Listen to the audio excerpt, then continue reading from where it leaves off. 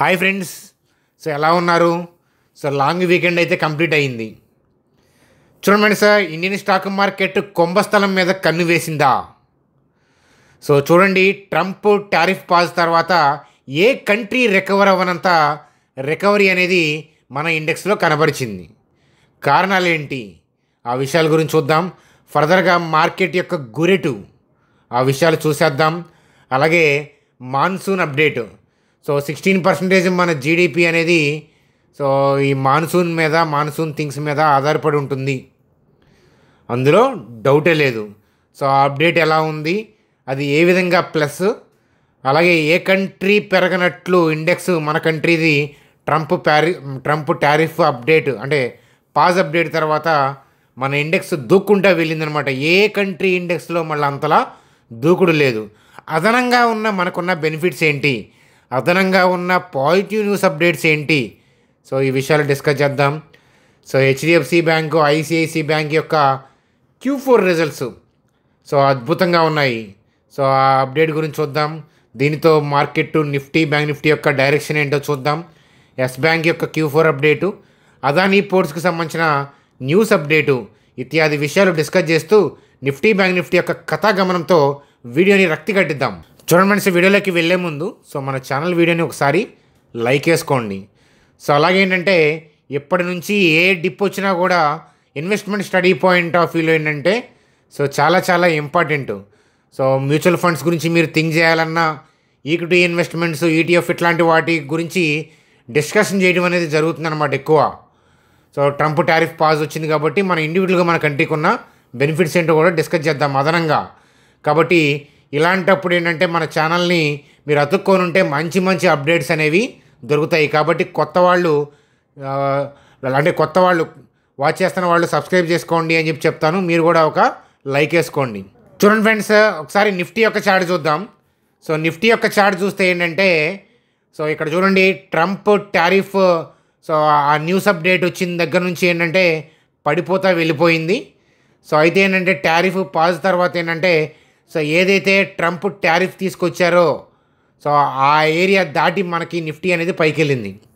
So remaining countries ఇండెక్స్లు చూస్తే US కానీ, docs, క్యాక్స్ అంటే మనకి యూరోప్ కంట్రీస్ చూసినా కానీ, సో ఏషియన్ మార్కెట్స్లో చాలా కంట్రీస్ చూసినా కానీ, చైనా మార్కెట్ చూసినా ఎవ్వరు ఏంటంటే ట్రంప్ టారిఫ్ అప్డేట్ దగ్గర ఉన్న ఫాలు ఆ హై అయితే ఉందో అక్కడికి రీచ్ అవ్వలేకపోయింది. సో రీచ్ అయిన కంట్రీ మన కంట్రీగా ముందు వరుసలో చెప్పుకోవచ్చు అనమాట. మనకి ఉన్న ఎడ్జ్ ఏంటి అని అంటే చూడండి ఫ్రెండ్స్, బిగ్గెస్ట్ అడ్వాంటేజ్ ఏంటి అని చెప్పాలి అని అంటే చైనా US ట్రేడ్ వార్ ఇంకా జరుగుతూ ఉంది. అలాగేంటంటే సో చైనాకి ఆల్టర్నేటివ్గా మనల్ని ఉండమని చెప్పి వాళ్ళు సో డైరెక్ట్గా ఇండైరెక్ట్గా చెప్తూ ఉన్నారు. ఎందుకనంటే మన కంట్రీ మీద యుఎస్కి ఉన్న నమ్మకం, అలాగేంటంటే మనం సో అగ్రెసివ్గా వెళ్ళడము, లాంగ్ టర్మ్ పాయింట్ ఆఫ్ వ్యూలో బిజినెస్ డీల్కి మనకి చైనా ఎడిదిరిగి వాళ్ళు సున్నం పెట్టుకుంటున్నారు. కాబట్టి ఆ తర్వాత స్థాయి మన కంట్రీకే ఉంది మీకు వరల్డ్ మొత్తంలో చూస్తే. అందుకని అది ఒక బిగ్గెస్ట్ అడ్వాంటేజ్ అని చెప్పి చెప్తాను. ఇంకొక మెయిన్ అడ్వాంటేజ్ చెప్పాలి అని అంటే చూడండి ఫ్రెండ్స్, మాన్సూన్ అప్డేట్ గురించి డిస్కస్ చేసే ముందు ఇంకొక అప్డేట్ ఏంటంటే సో మన CPI డేటా 7 months లో పడింది. అలాగే RBI టార్గెట్ రేంజ్లో ఉంది. అలాగే రీసెంట్గా కూడా రేట్ కట్ విధించారు. అలాగే ఫర్దర్గా కూడా రేట్ కట్ ఉంటాయి అనేది చెప్పారు. అలాగే ఫ్యూచర్ థింగ్స్ని అవన్నీ కూడా ఊహించే ఏంటంటే CPI ఫోర్కాస్ట్, GDP ఫోర్కాస్ట్ మంచిగా ఇచ్చారు. అంటే CPI కంట్రోల్లోనే ఉంటుందని, GDP అంటే ఓవరాల్గా ఇయర్లీ పాయింట్ ఆఫ్ వ్యూలో కొద్దిగా కట్ చేసిన టార్గెట్ అనేది సో మంచిగానే ఉంది. అట్లాగేంటంటే ఫర్దర్గా రేట్ కట్స్ అయితే ఉంటాయి అనేది RBI గవర్నర్ గారు చెప్పటం, అలాగే అకామిడేటివ్గా ఉంటామని చెప్పి చెప్పారు. అని అంటే సపోర్టివ్గా ఉంటారు, అంటే ఫర్దర్గా రేట్ కట్స్ చేసే పాసిబిలిటీస్ ఉన్నాయని చెప్పి చెప్పారు, అంటే చేస్తామనే చెప్పారు. కాబట్టి దానివల్ల రేట్ కట్స్ వల్ల ఏంటంటే వడ్డీ రేట్లు తగ్గిస్తే మార్కెట్లో మనీ ఫ్లో అవుతుంది, పర్చేజింగ్ పవర్ పెరుగుతుంది, డిమాండ్ పెరుగుతుంది. దానివల్ల ఏంటంటే కంపెనీస్ యొక్క ఎర్నింగ్స్ పెరుగుతాయి, తద్వారా GDP బూస్ట్ అవుతుంది. అర్థమవుతుందా? సో ట్రంప్ టారిఫ్ పాజ్తో పాటు మనకి ఉన్న ఎక్స్ట్రా అడ్వాంటేజెస్ ఇవి. అలాగే చైనాతో వాళ్ళు సున్నం పట్టుకోవడం కూడా మనం ఆల్టర్నేటివ్గా కనిపించడం కూడా ఒక అడ్వాంటేజ్ అని చెప్పి చెప్తాను. అలాగే ఏంటంటే మాన్సూన్ అప్డేట్ ఏంటంటే బెటర్ మాన్సూన్ ఉంటుంది అని చెప్పి, అంటే అగ్రి సపోర్ట్ వల్ల ఏంటంటే 16% మనకి అగ్రికల్చర్ వల్ల ఏంటంటే 16% షేర్ ఉందన్నమాట జీడిపిలో. సో అది కాబట్టి ఏంటంటే అది ఒక అడ్వాంటేజ్ అని చెప్పచ్చు అనమాట. బెటర్గా మాన్సూన్ అప్డేట్ వస్తే ఏంటంటే 2 వీలర్ సేల్స్ కూడా పెరుగుతాయి, ట్రాక్టర్ సేల్స్ పెరుగుతాయి. పంటలు బాగా పండితే ఏంటంటే మనకి ఎఫ్ఎంసీజీ సెక్టర్ కూడా బాగుంటుంది. ఒకదానికి రిలేషను. ఒక్క ఐటీ సెక్టర్ తప్ప ఏంటంటే మేజారిటీ సెక్టర్స్ అన్నీ కూడా బాగుంటాయి. కానీ ఐటీ సెక్టారు అలాగే మిడ్ అండ్ స్మాల్ క్యాప్స్లో ఏంటంటే మీకు డిప్ కనిపిస్తూ ఉంది కదా, వాటి గురించి మాట్లాడతాను. సో మాట్లాడే ముందు ఇండెక్స్లోకి వెళ్దాం పదండి. మనకున్న ఎక్స్ట్రా అడ్వాంటేజెస్ అన్నీ చెప్పాను కదా. సో ఇప్పటిదాకా మనం చెప్పిన థింగ్స్ నచ్చితే, వ్యాలిడ్ పాయింట్లు అని అనిపిస్తే కనుక సో వీడియోని లైక్ చేయడం మర్చిపోవద్దు. సో అయితే గతంలో నేనేమనుకున్నానంటే ట్రంప్ టారిఫ్ పాజ్ అప్డేట్ వచ్చినా కూడా మార్కెట్ అనేది ఏంటంటే హెవీ వోల్టాలిటీతో కాస్త డిప్స్ వస్తూ మనకి ఈ బోటమింగ్ ఏరియాలోకి వస్తుందేమో అని అనుకున్నాం. సో రిమైనింగ్ కంట్రీస్ అన్నీ కూడా అలాగే వోల్టాలిటీ చూపించాయి. కానీ మనకున్న ఎక్స్ట్రా అడ్వాంటేజ్ వల్ల ఏంటంటే దూక్కుంటా వెళ్ళింది.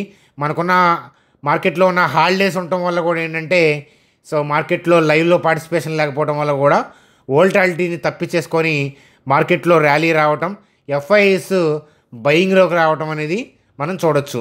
సో అందుకని నేను ఏమంటానంటే సో అప్ ట్రెండే, కానీ బై అండ్ డిప్స్ వస్తే వెళ్ళాలి. డిప్స్ వస్తాయి అని చెప్పి మనం షార్ట్ సేల్ పాయింట్ ఆఫ్ వ్యూలో థింక్ చేయకూడదు. మనం చాలాసార్లు చెప్పాను, కొత్త సబ్స్క్రైబర్స్కి మళ్ళీ చెప్తున్నాను. అప్ ట్రెండ్ నడుస్తున్నప్పుడు ఆ డిప్స్ వచ్చినప్పుడు గ్యాప్స్ని జాగ్రత్తగా చూడండి ఆపర్చునిటీ కోసం.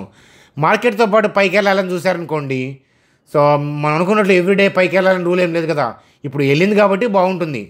సో ఎవరో కామెంట్ చూశాను లాస్ట్ వీడియోలో, సో మీరు సిఈపి వద్దంటారు కదా, ఆప్షన్ ట్రేడింగ్ మీరు వద్దంటారు, కాల్ తీసుకుంటే కాటికి, పుట్ అంటే పుట్టిన దగ్గరికి పోతావు, సో ఇట్లా మీరు ఎంకరేజ్ చేయరు. కానీ కాల్ ఆప్షను 8 రూపీస్ ఉన్నది కాస్త 400 రూపీస్ అయింది, ఎంత నష్టపోయానో మీ వల్ల అలా అంటున్నారనమాట. చూడండి ఫ్రెండ్స్, సిఈపి నేను చెయ్యొద్దన్నాను, మీ ఇష్టం, చేసుకోవాలంటే మీ ఇష్టం, చేస్తే డ్యామేజ్ అవుతుందని నేను చెప్పాను. సో మీకు స్వీయ అనుభవం అంటే తన దాకా వస్తే కానీ తలనొప్పి అంటే ఏంటో తెలియదు ఆప్షన్స్ గురించి. మీరు 8 రూపీస్కి నిజంగా మీరు తీసుకున్నా 10 రూపీస్కో 9 రూపీస్కో 12 రూపీస్కో అమ్ముతారు.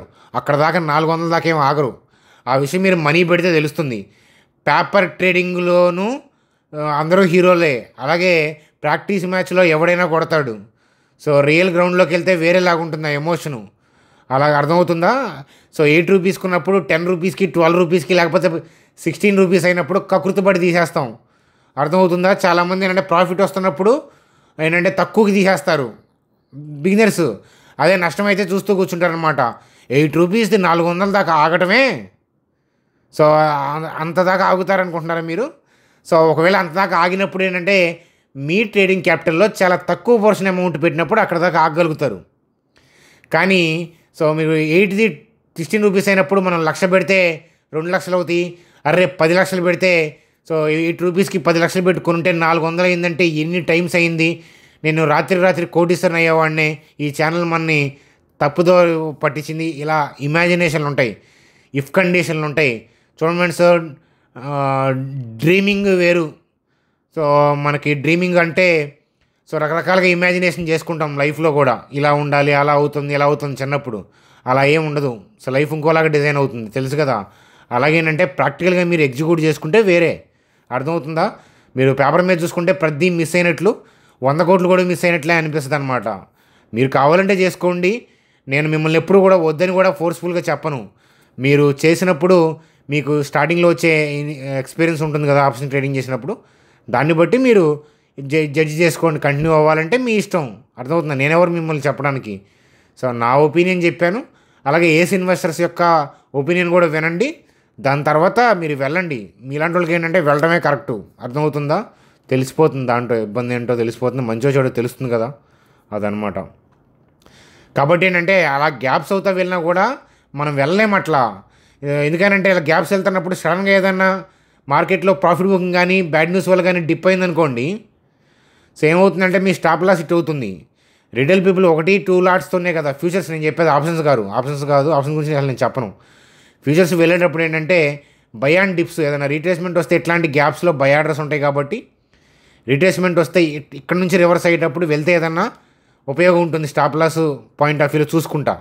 అలా కాకుండా మార్కెట్తో పాటు ఎఫ్ఐఎస్ లాగా మనం గ్యాప్ అప్ అయినప్పుడు వెళ్ళాలంటే ఎఫ్ఐఐ దగ్గర లాగా మన దగ్గర డబ్బు ఉండాలి. మనం హెచ్ఎన్ఐస్ ఎన్ఆర్ఐస్ అట్లా అయితే ఎవ్రీ గ్యాప్లో మనం బై చేసుకుంటా పిరమిడింగ్ చేయొచ్చు.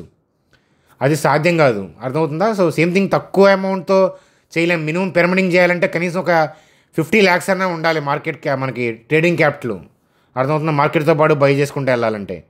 లేదు 1-2 లాట్స్తోనే మేము ట్రేడ్ చేస్తామన్నప్పుడు రీట్రేస్మెంట్ వచ్చి పైకి వెళ్ళేటప్పుడు వెళ్ళటమే. సో మీరు ఎవరైనా చూడండి బై అండ్ డిప్స్ అంటారు మార్కెట్ ర్యాలీ అవుతున్నప్పుడు. సో దాంతోపాటు సపోజ్ చూడండి రేపు మండేనే గ్యాప్ అప్ అయింది అనుకుందాం, మీరు బై చేయండి. సో మీకు తెలుస్తుంది ట్యూస్డే కూడా gap up, Wednesday gap up అలా వెళ్తుందా? వెళ్ళాలని రూల్ ఏముందా? సో మండే మీరు తీసుకున్నారు గ్యాప్ అప్లో 3:30 లోపు డిప్ అయింది, ట్యూస్డేకి ఆగకూడదా? సో అంబిగ్యూటీ ఉంటుంది కదా. సో చూడండి ఫ్రెండ్స్, ఇమాజినేషన్కి ఇక్కడ మనకి ప్లేస్ ఉండదు, ప్రాక్టికాలిటీ వేరు. సో నేను చెప్పే ఏంటంటే ఒక 3-4 years స్టాక్ మార్కెట్లో స్ట్రగుల్ అయిన వాళ్ళకి, చాలా డబ్బులు పోగొట్టుకున్న వాళ్ళకైతే కనుక నేను చెప్పే క్లారిటీ అర్థమవుతుంది. సో మీకు కూడా క్లారిటీ వస్తుంది ట్రేడ్ చేస్తే, దాంట్లో తప్పే ఉంది. సో మేము సమర్పించుకున్నాం స్టార్టింగ్ డేస్లో. సో కాబట్టి మీరు కూడా మొక్కుబడి చెల్లించాల్సిందే. మార్కెట్ ఎవరిని వదిలిపెట్టదు, ఎవరిది వాళ్ళకి ఇచ్చిద్దనమాట. చూడండి ఫ్రెండ్స్, అలాగే హెచ్డిఎఫ్సి బ్యాంక్ యొక్క రిజల్ట్స్ చూద్దాం. So interest earned, so year point of వ్యూలో 8.4% పెరిగింది. నెట్ ప్రాఫిట్ 6.7% పెరిగింది. సో ఎన్పిఎస్ ఎలా చూద్దాం? ఎన్పిఎస్ ఏంటంటే లాస్ట్ క్వార్టర్తో కంపేర్ చేస్తే చూడాలి. సో మనకి గ్రాస్ ఎన్పిఏ తగ్గింది, అలాగే ఏంటంటే నెట్ ఎన్పిఏ తగ్గింది. ఎన్పిఏ అంటే ఏంటంటే బ్యాడ్ లోన్స్ని ఎన్పిఎస్ అంటారనమాట. గ్రాస్ ఎన్పిఏలు ఏముంటాయి అని అంటే బ్యాడ్ లోన్స్ రికవర్ అవ్వకపోతే వాటి కోసం ఏంటంటే ప్రొవిజన్స్ చేస్తారన్నమాట, కొంచెం అమౌంట్ బ్యాకప్గా ఉంచుతారు. అవి కలిపితే గ్రాస్ ఎన్పిఏ, అవి లేకుండా చూస్తే నెట్ ఎన్పిఏ అనమాట. 3 monthsకి పైగా రికవర్ అవ్వని లోన్ అమౌంట్స్ని, 90 daysకి పైగా రికవర్ అవ్వని లోన్ అమౌంట్స్ని ఎన్పిఎస్గా బ్యాంకు డిక్లేర్ చేస్తుందన్నమాట. అది సో ఓవరాల్గా మంచి రిజల్ట్స్ని పోస్ట్ చేసింది హెచ్డిఎఫ్సి బ్యాంక్ అని చెప్పొచ్చు. ఐసిఐసి బ్యాంక్ చూడండి, ఇంట్రెస్ట్ ఇయర్ పాయింట్ ఆఫ్ వ్యూలో 11% గ్రోత్ ఉంది, నెట్ ప్రాఫిట్ 18% గ్రోత్ ఉంది. అలాగే మరి ఎన్పిఎస్ ఎలా ఉన్నాయో చూద్దాం. చూడండి ఎన్పిఎస్లో డ్రాస్టిక్ చేంజ్ ఉంది, తగ్గింది కదా, చూసారా? గ్రాస్ ఎన్పిఏ తగ్గింది, నెట్ ఎన్పిఏ తగ్గింది. సో తక్కువ ప్రొవిజన్స్ చేశారంటే ఏమర్థం అవుతుంది మనకి? వాళ్ళకి రికవరీ మీద కాన్ఫిడెన్స్ ఉందని అర్థం. సో అర్థమవుతుందా? అది కాబట్టి ఓవరాల్గా ఏంటంటే ఐసిఐసి బ్యాంకు, హెచ్డిఎఫ్సి బ్యాంకు మంచి రిజల్ట్స్ పోస్ట్ చేశారు. కానీ ఇవి ఆల్రెడీ వాళ్ళకి తెలుసు కాబట్టి ఆల్రెడీ బ్యాంక్ నిఫ్టీలో మంచి బయింగ్ అనేది వచ్చింది, మీరు చూశారు. అదానీ పోర్ట్స్ గురించి, ఎస్ బ్యాంక్ గురించి చూసే ముందు సో మీలో ఎవరికైనా డీమ్యాట్ అకౌంట్ లేకపోతే కనుక సో ఇది సరైన సమయం మార్కెట్ గురించి అబ్జర్వ్ చేయడానికి. కాబట్టి సో ఇక్కడ డీమ్యాట్ లింక్ ఇచ్చాను, దీని ద్వారా అకౌంట్ ఓపెన్ చేసుకోండి. 10 minutesలో అకౌంట్ ఓపెన్ అవుతుంది. మీరు మొబైల్ నెంబర్ ఎంటర్ చేసి ఇక్కడ క్లిక్ ఆన్ ద నెక్స్ట్ అని ఓటీపీ ఎంటర్ చేస్తే చాలు, 10 minutesలో అకౌంట్ ఓపెన్ అయిపోతుంది. సో అకౌంట్ ఓపెన్ అయిన తర్వాత మీ ఐడిని, మా టీం నెంబర్ వాట్సాప్ నెంబర్ ఇచ్చాను, మా టీంకి మీరు మన లింక్ ద్వారా అకౌంట్ క్రియేట్ చేస్తే ఐడిని మా టీం నెంబర్కి వాట్సాప్ చేయండి. చూడండి అలాగే అదానీ పోర్ట్స్కి సంబంధించిన న్యూస్ అప్డేటు.